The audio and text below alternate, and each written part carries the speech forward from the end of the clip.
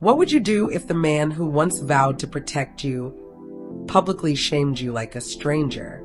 And what if he did it on camera in front of the world, completely unaware that the woman he tried to embarrass now had the power to reshape his entire future?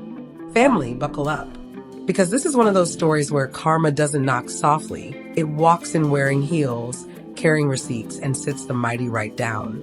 Welcome to Melanin Chronicles, where we bring you real, powerful, jaw-dropping stories that remind the world of our strength. If you're new here, hit that subscribe button right now. Her name was Naomi Brooks, a 32-year-old Black African-American woman from Atlanta. Smart, grounded, gentle, but stronger than she ever realized. His name was Jasper Whitford, a white billionaire tech mogul. Arrogant, polished, charming to the public, and ruthless behind closed doors. And the man who would unknowingly change everything? Aiden Vance, the quiet, steady, impossibly humble son of the Vice President of the United States. Yes, this is where the story starts to get real. Naomi and Jasper had been married for 4 years. To the world, Jasper was the golden boy of Silicon Valley, CEO of Whitford Innovations, Forbes' darling, the man who could raise billions with a single tweet. But behind that shiny billionaire exterior was a man who could cut Naomi down with a single sentence. "You're just a social worker, Naomi," he'd say with that icy half smile. "Let me handle the real-world decisions." He'd mock her salary, laugh at her passion for helping underprivileged youth, embarrass her at events by introducing her as my wife who fixes people's little emotions. But Naomi stayed longer than she should have, believing she could love him into being better.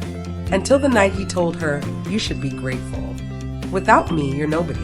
That was the moment Naomi packed her bags, walked out with nothing but her dignity, and filed for divorce. Jasper didn't fight it. In fact, he smirked. "You'll be back," he said. "No one else will want you." He had no idea how wrong he was.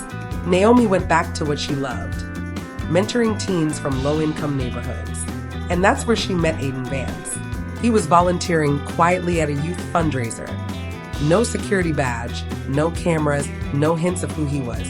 Just a kind man rolling up his sleeves, handing out food, playing basketball with the kids. He noticed Naomi because she was the only adult who let the teens win the game and the only one who stayed late to clean up. They talked for hours that night about life, about purpose, about wanting to leave the world better than they found it. For 6 months, they dated like two normal people, walks, poetry readings, late-night tacos. Not once did Aiden mention who his family was, until one evening he finally said, "I need to tell you something. My father is Robert Vance." Naomi blinked. "The Robert Vance? As in?" "Yes," he said softly. "The vice president." She felt the ground shift under her. But Aiden quickly added, "If that changes things, tell me now." Naomi smiled. "It only changes things if you start acting like you're above me." Aiden took her hands. "I would never." 3 months later, they eloped. A small ceremony, no cameras, just vows whispered under oak trees. Naomi Brooks became Naomi Vance. And with that, her world changed. Security, influence, a seat at tables she never imagined. But she remained the same kind, grounded woman the teens at the center adored. It was a rainy Thursday in Washington, D.C. Naomi had just finished organizing supplies at the youth center. Her hair was in a bun, and she wore sweats and sneakers. To any stranger, she looked like just another everyday woman. She was crossing an intersection when she heard the roar of an engine. A sleek black Maybach, Jasper's Maybach. Before she could react, the car swerved intentionally toward a massive puddle. A tidal wave of dirty street water exploded over her.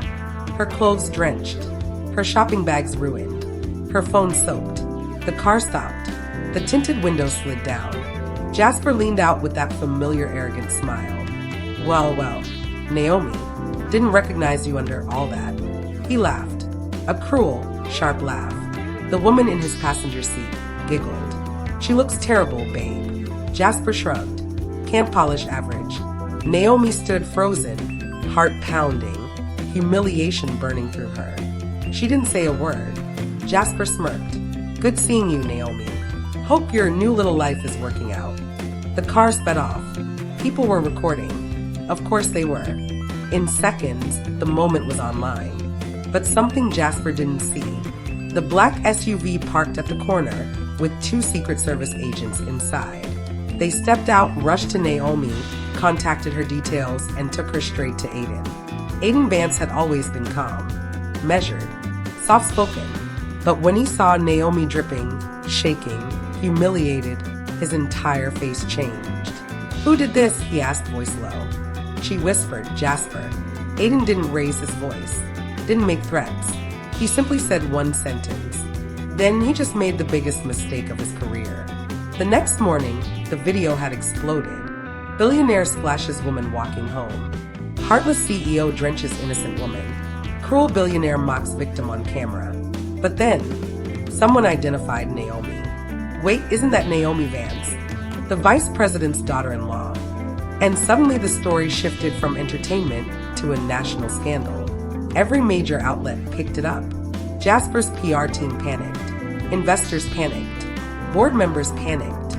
Within 24 hours, his company's stock dropped 18%. Corporate partners paused deals.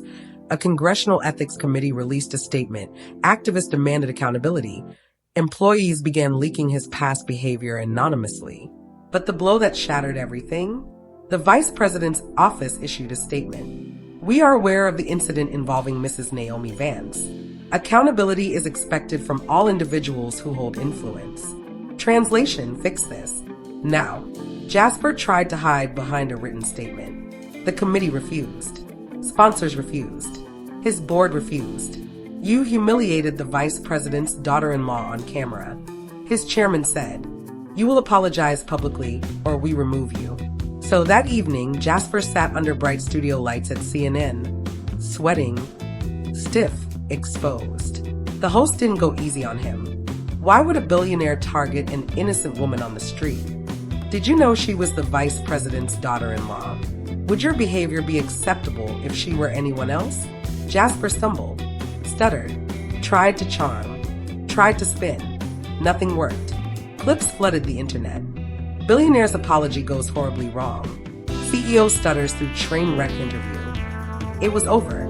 2 days later, Jasper was forced out as CEO. "Your behavior cost us everything," the board said. "Partnerships gone. Government contracts frozen. Sponsors pulled out. Employees are calling for his resignation." His empire collapsed from the inside. Not because Naomi lifted a finger, but because the world finally saw who he truly was. Meanwhile, Naomi thrived. She launched the Vance Youth Empowerment Foundation, raising millions for underserved communities. Her story inspired countless women. The women who walked away from mistreatment, rebuilt their lives, and found love without losing their humility. She didn't seek revenge. She didn't celebrate Jasper's downfall. When asked about the incident, Naomi simply said, "Sometimes life protects you from the things you don't even see coming." And the world admired her even more. Family, what would you have done in Naomi's shoes? Would you have confronted Jasper, ignored him, or let life handle it the way it did? Let me know in the comments. I want to hear your thoughts.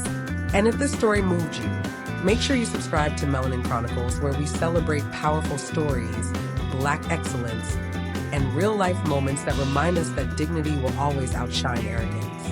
Stay strong, stay wise, and remember, sometimes the universe doesn't whisper, it speaks loudly.